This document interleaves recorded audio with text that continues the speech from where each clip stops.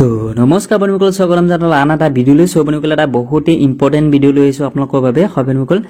তো বন্ধুসকল আপোনালোকে নিশ্চয় গমে পায় যে হায়াৰ সেকেন্ডাৰী এইচএস ফাৰ্স্ট ইয়াৰৰ যেটো অনলাইন এডমিশন ধাৰপন পৰ্টেলত হেতু কেনেকৈ কৰিব লাগে হেতু অলৰেডি মই ভিডিও বনাই দেখাইছো বা আপোনালোকে হয়তো অনলাইন আবেদন কৰিছে তো এতিয়া কথা হল আপোনালোকে অনলাইন আবেদন কৰি থলে নহব আপোনালোকে এতিয়া আৰু এটা কাম কৰিব লাগিব আৰু সেই কামটো হল বহুত ইম্পৰ্টেন্ট কাম যোনটো আপোনালোকে এই ভিডিওত গম পাব কি কাম বা কেনেকৈ আপোনালোকে সেই কামটো কৰিব লাগিব তো কথাটো হল যে আপোনালোকে যে অনলাইন আবেদন কৰিছিলে ধাৰপন পৰ্টেলত গৈ যে আপোনালোকে অমুক স্কুলত আপোনালোকে আবেদন কৰিছে মানে তাতে আপোনালোকে পাঁচটা মিনিমাম ম্যাক্সিমাম পাঁচটা আপোনালোকে স্কুলত আবেদন কৰিব পাৰে যে ইয়াতে এডমিশন লোৱাৰ মোৰ ইচ্ছা আছে তো এতিয়া কথা হল যে আপোনালোকে কোন স্কুলৰ পৰা আপোনালোকৰ যেটো আবেদন হে আবেদনটো একচেপ্ট কৰিছে বা আপোনালোকৰ হে আবেদন মতে আপোনালোকৰ মানে এলিজিবিলিটি যেটো ক্ৰাইটেৰিয়া আছে হে মতে আপোনালোকে তাতে একচেপ্টেবল হয় কথাটো হল যে আপোনালোকে যে অনলাইন যে আবেদন কৰিছিলে হে আবেদনটো এতিয়া আপোনালোকে নিজে একচেপ্ট কৰিব লাগিব যে হয় মই এইখন স্কুলত গৈ মানে নাম ভৰ্তি কৰিম তো এই একচেপ্ট বা আপোনালোকে যে কোনখন স্কুলত হেৰি কৰিব এডমিশন লব হেতু সিলেক্ট কৰিব লাগিব তো হেতু আপোনালোকে এই ভিডিওটোত গম পাব কেনেকৈ আপোনালোকে হেতু বস্তু কৰিব লাগিব তো মেইন ভিডিওটো হয়তো আপোনালোকে গমে পাইছে যে কোনটো টপিকৰ ওপৰত মই ভিডিও বনাইছো তো এটা কথা হল যে আপোনালোকে এই একচেপ্টটো কেনেকৈ কৰিব তাৰ বাবে আপোনালোকে প্ৰথমে কি কৰিব আমাৰ ভিডিওটো ডেসক্ৰিপচনত এটা লিংক আছে লিংকত ক্লিক কৰিলে আমাৰ ওয়েবসাইটত আহি যাব এইটো আমাৰ ওয়েবসাইট হয় আপোনালোকে নিশ্চয় চাই আছে আৰু এইখন আৰ্টিকেলৰ লিংকটো তাতে দিয়া আছে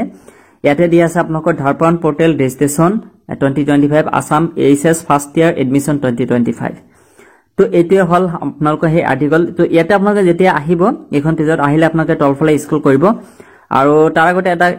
কথা কৈ দিও যে আপোনালোকে যদি আমাৰ WhatsApp বা Telegram গ্ৰুপত জয়েন হোৱা নাই জয়েন হৈ লব ইয়াতে আপোনালোকে জব ৰিলেটেড ভিডিও বিলাক বা আৰ্টিকেল বিলাক আপোনালোকে তাতে পাই থাকিব তো যেনক ইয়াতে আৰ্টিকেলখনত আহাৰ পিছত আপোনালোকে তলফালে স্ক্ৰল কৰিব আৰু স্ক্ৰল কৰি আপোনালোকে একদম তলত যাব একদম তলত বাৰু নহয় মাজতে আপোনালোকে পাব ইয়াতে দিয়া আছে ইম্পৰ্টেন্ট লিংক সমূহ ইয়াতে দিয়া আছে সাপোজ ইয়াতে ৰেজিষ্টাৰ বুলি দিয়া আছে এটা হল লগইন দিয়া আছে আৰু ইয়াতে আপোনালোকে নিশ্চয় চালে ইয়াতে লগইন যোনটো অপচন দিয়া আছে এই লগইন অপচনত আপোনালোকে প্ৰথমে ক্লিক কৰিব লাগিব মেইন কথাটো হল যে আপোনালোকে ধাৰপন পৰ্টেলত গৈ আপোনালোকে লগইন কৰিব লাগিব সো লগইন কৰাৰ কাৰণে আপোনালোকে কি লাগিব ইয়াতে আপোনালোকৰ মোবাইল নাম্বাৰ যোনটো দিছিলে ৰেজিষ্টাৰ কৰাৰ সময়ত যোনটো মোবাইল নাম্বাৰ দিছিলে সেই মোবাইল নাম্বাৰটো দিব লাগিব তাৰ পিছত আপোনালোকৰ সেই ক্যান্ডিডেট বা ছাত্ৰজনৰ ইয়াতে বা ছাত্ৰীজনৰ আপোনালোকে ডেট অফ বাৰ্থটো দিব লাগিব তাৰ পিছত চাৰিটা পিন বা চাৰিটা পাসওয়াৰ্ডৰ নিচিনা হেৰি দিব দিছিলে নাম্বাৰ বহাব দিছিলে হেতু যেতিয়া আপোনালোকে ৰেজিষ্টাৰ কৰিছিলে বা যোনে ৰেজিষ্টাৰ কৰি দিছিলে হেতু হিয়ে গম পাব বা আপোনালোকৰ মোবাইল নাম্বাৰ যোনটো দিছিলে সেই মোবাইল নাম্বাৰটো অলৰেডি এটা মেছেজ গৈছিলে সেই মেছেজটো গৈছে বা আপোনালোকে যদি নোৱাৰে তেতিয়ালে আপোনালোকে ফৰগেট লগইন ডিটেইলছত ক্লিক কৰি আপোনালোকে সেই বস্তুটো ৰিটাৰ্ন আনিব পাৰিব মোবাইলতে বাকি যে নহওক এটা আপোনালোকৰ mobile number date of birth আৰু সেই পিনটো দিব লাগিব প্ৰথমে তো লগইনত ক্লিক কৰাৰ লগে লগে আপোনালোকৰ সন্মুখত এনেকুৱা এখন পেজ খোল খাব আৰু ইয়াতে চাব পাৰিব যে ছাত্ৰী বা ছাত্ৰজনৰ ইয়াতে নামটো আহি যাব লগতে ফোন নম্বৰটো ইয়াতে দিয়া থাকিব তাৰ পিছত ইফালে চাব যে আপোনালোকৰ এডমিশন অফাৰ তো এতিয়া আপোনালোকৰ কথা হল ইয়াতে চাওক যে তলত দিয়া আছে এপ্লিকেশন সাবমিট চাৰিটা স্কুলত মানে সাবমিট কৰা হৈছিল অনলাইন আবেদন কৰা হৈছিল মানে এডমিশনৰ কাৰণে আৰু তাৰে পৰা আপোনালোকে এটা চাওক যে এডমিশন অফাৰ মানে দুটা স্কুলৰ পৰা অলৰেডি অফাৰ আহিছে তো এইটো কথা ইয়াতে দিয়া আছে তো ইয়াতে আপোনালোকে চাব পাৰিব যে কোন স্কুলৰ পৰা আপোনালোকৰ অফাৰটো আহিছে বা ইয়াতে যদি আপোনালোকে নাপায় ইয়াতে চাব যে ইয়াতে 3 ডট দিয়া আছে মানে লাইনটো দিয়া আছে ইয়াতে ক্লিক কৰিব আৰু ক্লিক কৰিলে ইয়াতে চাব যে ইয়াতে দিয়া আছে ড্যাশবোৰ্ড এপ্লাই মাই এপ্লিকেশন এনেকুৱা দিয়া আছে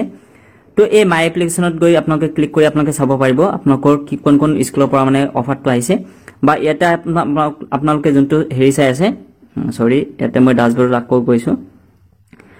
সো ইয়াতে যোনটো অফাৰ বুলি দিয়া থাকিব সো এই যেটো এডমিশন অফাৰ ইয়াতে জাস্ট ক্লিক কৰিব সো ক্লিক কৰাৰ লগে লগে আপোনালোকৰ সন্মুখত এনেকুৱা পেজ খোল খাব তো ইয়াতে চাব যে মাজতো এইচএস স্কুল এখন স্কুলত এপ্লাই কৰা হৈছিল আৰু ইয়াতে দিয়া আছে যে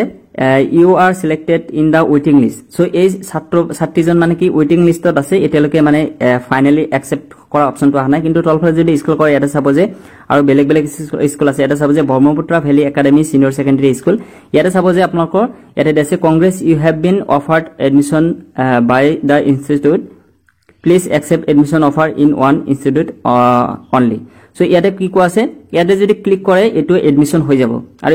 ইয়াতে ক্লিক কৰাৰ বাবে জাস্ট আপোনালোকে একবাৰ ক্লিক কৰিব ক্লিক কৰিলে আপোনালোকৰ হয়তো মেবি এই চাৰিটা ডিজিট যোনটো দিছিলে সেই চাৰিটা ডিজিট আকৌ দিব লাগিব মানে পাছৱৰ্ডটো হেতু দিব লাগিব একসেপ্ট হৈ যাব হয় দিব লাগিব তাতে মেবি মই যোৱা বছৰখিনি মনত আছে এতিয়া যেহেতু মই এইখন স্কুলত মানে একসেপ্ট নকৰো এইখন ওপৰত যোনটো দিয়া আছিলে এইখন স্কুলত মানে এডমিশন লাগে তো ইয়াৰ বাবে মই ওয়েট কৰিব লাগিব যেহেতু ইয়াতে কোৱা আছে যে হয় আপুনি এটা সিলেক্ট হৈছে কিন্তু ওয়েটিং লিষ্টত আছে এতিয়ালৈকে আপোনালোকৰ কনফাৰ্ম হোৱা নাই তো এটোলৈ আপুনি অলপ অপেক্ষা কৰিব লাগিব বা ওয়েট কৰিব লাগিব তো এটোলৈ ৰৈ থাকিব কিন্তু যদি আপোনালোকে বিচাৰে যে নাই মই এইখন স্কুলত এপ্লাই কৰিছিলো আৰু ইয়াতে এনেকুৱা অপচন আহিছে একসেপ্ট এডমিশন ৰিকুৱেষ্ট সো ইয়াত এনেকুৱা যদি আহিছে তেতিয়া আপোনালোকে একসেপ্ট কৰিব পাৰে মানে যদি আপোনালোকে এইখন স্কুলত মানে এডমিশন ল'ব খোজে আৰু যিকোনো এটা স্কুলত আপোনালোকে একসেপ্ট কৰিব পাৰে বাকিখিনিত কিন্তু নোৱাৰে মানে ধৰি লৈছো যে ইয়াতে এইখিনি আহি থাকক মানে এতিয়ালৈকে যেটো আহা নাই তো এতিয়ালৈকে মই মানে এইখন স্কুলত যদি কও যে এইখন কৰি দিম মানে কৰি থাকিম এনেকুৱা কিন্তু নহব আপোনালোকে যিকোনো এটাই কৰিব লাগিব মানে ফাইনাল কৰি লওক আপোনালোকে যে কোনখন স্কুলত আপোনালোকে এডমিশন ল'ব তাৰ পিছতে আপোনালোকে ইয়াতে একসেপ্টত ক্লিক কৰিব তো যেহেতু আমাৰ মতে বা মোৰ মতে বা এই ক্যান্ডিডেটৰ মতে মানে এটো এতিয়ালৈকে মানে আহা নাই এতিয়ালৈকে সৰি ইয়াতে মই ক্লিক কৰি দিলো মানে এতিয়ালৈকে মানে হেতু মানে ফাইনাল হোৱা নাই একচুয়ালি এই সোৱালীজনী মানে ইয়াতে এইখন স্কুলত মানে এডমিশন ল'ব তো এতিয়ালৈকে যেহেতু আহা নাই তো ইয়াৰ বাবে মই ৰখি থাকিব লাগিব যদি